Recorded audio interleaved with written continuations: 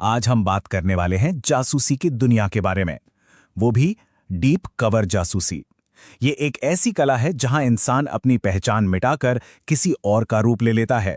हम दो ऐसी ही सच्ची और हैरतअंगेज कहानियों में उतरेंगे। सोचिए, दुश्मन के इलाके के बीचों बीच एक भारतीय एजेंट ये शब्द कहता है। ये लाइनें ना उस पतली सी रस्सी को दिखाती हैं जिस पर ये जासूस चलते हैं। एक तरफ भरोसा, दूसरी तरफ मौत।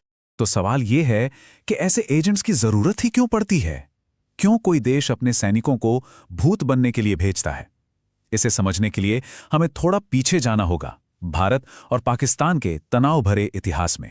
देखिए, 2000 के दशक की शुरुआत में देश ने कई बड़े आतंकी हमले झेले। लाल किला, जम्मू कश्मीर असेंबली, भारतीय संसद और फिर अक्षरधाम मंदिर पे हमला। इन सब हमलों के बाद ये बहुत ज़रूरी हो गया कि हमें सिर्फ जवाबी कार्रवाई नहीं बल्कि प्रोएक्टिव इंटेलिजेंस मिले। मतलब जानकारी दुश्मनों के बीच से ही उनके प्लान बनाने से पहले ही निकालनी होगी। इसी जरूरत को पूरा करने के लिए दो एजेंट्स ने दो बिल्कुल अलग रास्ते अपनाए, लेकिन दोनों का मकसद एक था। आज हम इन्हीं दो ऑपरेटिव्स की कहानी के जरिए इस पूरी प्रक्रिया को समझेंगे। एक तरफ है मेजर मोहित शर्मा, जिनका मिशन था शॉर्ट टर्म यानी एक खास टैक्टिकल इन्फिल्ट्रेशन, और दूसरी तरफ हैं रविंद्र कौशिक, जिनका मिशन था लंबा, स्ट्रेटेजिक, जो दशकों तक चला। अब आता है सबसे मुश्किल हिस्सा, एक नई पहचान गढ़ना। सोचिए, ये किसी इमारत को गिराकर उसकी जगह बिल्कुल नई इमारत बनाने जैसा है। एक जासूस का सबसे बड़ा हथियार कोई बंदूक नहीं बल्कि उसकी कवर स्टोरी होती है। एक ऐसी कहानी जो इतनी पक्की हो कि उस पर कोई शक न कर सके। अच्छा, यहां देखिए, दोनों एजेंट्स की नई पहचान कितनी अलग थी। रविंद्र कौशिक बन गए नबी अहमद शाकिर, एक पाकिस्तानी नागरिक जिनका मिशन था लंबा और स्ट्रेटेजिक, पाकिस्तानी सेना में घुसपैठ करना। वहीं मेजर मोहित शर्मा बने इफ्तिकार भट्ट, एक कश्मीरी नौजवान जो बदला लेना चाहता था। इनका मिशन छोटा और टैक्टिकल था, सिर्फ एक आतंकी सेल को निशाना बनाना। तो जैसा मिशन वैसी पहचान। तो ये नई पहचान बनती कैसे है? ये एक बहुत ही मेथडिकल प्रोसेस है। सबसे पहले भाषा और कल्चर। आपको सिर्फ जबान नहीं बल्कि उस जगह का रहन सहन, तौर तरीके, यहाँ तक कि धार्मिक ग्रंथ भी सीखने पड़ते हैं। फिर एक झूठी कहानी, एक बैक स्टोरी तैयार की जाती है। इसके बाद आता है फिजिकल और साइकोलॉजिकल बदलाव, हुलिया बदलना, आदतें बदलना और कई बार तो खतना जैसी प्रक्रिया से भी गुजरना पड़ता है। और आखिर में स्किल्स की ट्रेनिंग, मतलब जासूसी की तकनीकें और हथियार चलाना सीखना। रविंद्र कौशिक की कहानी तो और भी दिलचस्प है। उनकी शुरुआत किसी आर्मी कैंप से नहीं बल्कि एक कॉलेज के स्टेज से हुई। वो एक प्ले में एक्टिंग कर रहे थे जब रॉ की नज़र उन पर पड़ी। उन्हें लगा कि ये एक्टिंग का हुनर एक डीप कवर एजेंट के लिए सोने पर सुहागा है। इसके बाद उन्हें 2 साल की इंटेंस ट्रेनिंग दी गई, जिसका सिर्फ एक मकसद था, उनके अंदर के रविंद्र कौशिक को मिटाकर एक नया पाकिस्तानी शख्स बनाना। पहचान बन गई, ट्रेनिंग हो गई। अब आता है असली खेल, इन्फिल्ट्रेशन यानी घुसपैठ। एक बार आप दुश्मन के इलाके में पहुंच गए तो जिंदा रहने का सिर्फ एक ही तरीका है। आपको उनके लिए इतना जरूरी बनना होगा कि वो आपके बिना काम ही ना कर पाएं। और ये भरोसा जीता कैसे जाता है, इसके भी अपने तरीके हैं। पहला, आपको दिखाना होगा कि आपकी विचारधारा उनसे मिलती है। दूसरा, अपने ही देश के खिलाफ कोई झूठी लेकिन दमदार शिकायत बनानी होगी। तीसरा, आप उन्हें कुछ झूठी खुफिया जानकारी दे सकते हैं ताकि उन्हें लगे कि आप उनके काम के हैं। फिर धीरे धीरे उनकी प्लानिंग मीटिंग्स का हिस्सा बनना और आखिरकार वहां की सोसाइटी में घुल मिल जाना, पढ़ाई, नौकरी, यहां तक कि शादी करके भी। मेजर शर्मा ने ठीक यही किया। उन्होंने एक कहानी घड़ी कि भारतीय सेना ने उनके भाई को मार दिया है और अब वो सिर्फ बदला लेना चाहते हैं।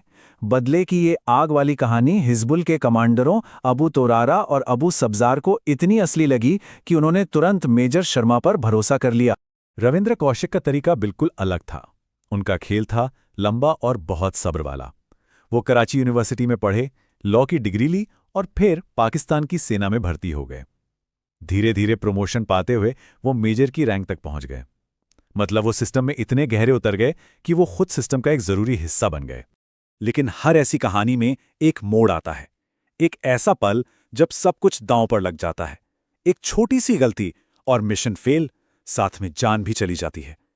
इसे कहते हैं पॉइंट ऑफ नो रिटर्न। ये वो वक्त होता है जब सालों की ट्रेनिंग की असली परीक्षा होती है। रविंद्र कौशिक के केस में ये गलती उनकी नहीं थी, ये उनके हैंडलर्स की एक चूक थी। 1983 में रॉ ने एक जूनियर एजेंट इनायत मसीहा को कौशिक से संपर्क करने के लिए भेजा। लेकिन सवाल यह है कि क्या होता है जब आपका संदेशवाहक ही टूट जाए? इनायत मसीहा बॉर्डर पार करते ही पकड़ा गया और पाकिस्तानी एजेंसियों के टॉर्चर के सामने वो ज्यादा देर टिक नहीं पाया। बस जाल बिछ चुका था। कराची के जिन्ना गार्डन में मीटिंग तय थी। जब कौशिक वहां पहुंचे तो चारों तरफ से उन्हें घेर लिया गया। इनायत मसीहा ने कौशिक की पहचान उजागर कर दी थी और इस तरह भारत का सबसे कीमती जासूस द ब्लैक टाइगर पकड़ा गया। अब देखते हैं मेजर शर्मा की कहानी। उनका पॉइंट ऑफ नो रिटर्न बिल्कुल अलग था। ये किसी जाल में फंसने का नहीं, बल्कि आमने सामने की कॉन्फ्रंटेशन का पल था, कश्मीर में एक आतंकी ठिकाने के अंदर। हिजबुल कमांडर अबू सब्जर ने उन पर AK-47 तान दी और सीधा सवाल पूछा, तुम हमारे साथ हो या उनके साथ? एक सवाल जो उनकी पूरी कहानी, उनकी पूरी पहचान को एक झटके में खत्म कर सकता था। इस लम्हे में मेजर शर्मा ने जो किया वो दिमागी खेल का एक बेहतरीन नमूना है। उन्होंने शांति से अपनी बंदूक नीचे रखी और कहा, अगर शक है तो गोली मार दो। उन्होंने उनके शक को ही अपना हथियार बना दिया। ये एक ऐसा साइकोलॉजिकल मूव था जिसने आतंकियों को पूरी तरह से निरस्त्र कर दिया। जैसे ही कमांडरों का ध्यान भटका, वो पल भर के लिए पीछे मुड़े। मेजर शर्मा ने वो मौका नहीं गंवाया। उन्होंने तुरंत अपनी पिस्टल निकाली और दोनों को ढेर कर दिया। मिशन पूरा हुआ। ये दिखाता है कि एलीट ट्रेनिंग और प्रेशर में शांत रहने की काबिलियत क्या होती है। तो एक कहानी का अंत हुआ हीरो की वापसी से और दूसरी का गुमनामी में।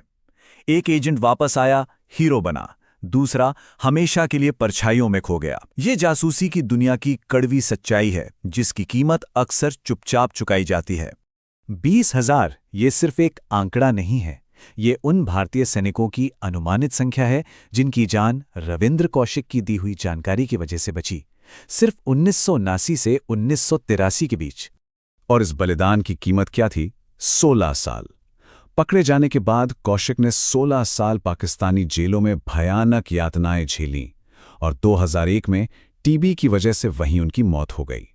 तो इन कहानियों के बाद एक सवाल उठता है, किसी राज को राज रखने की असली कीमत क्या होती है? ये हम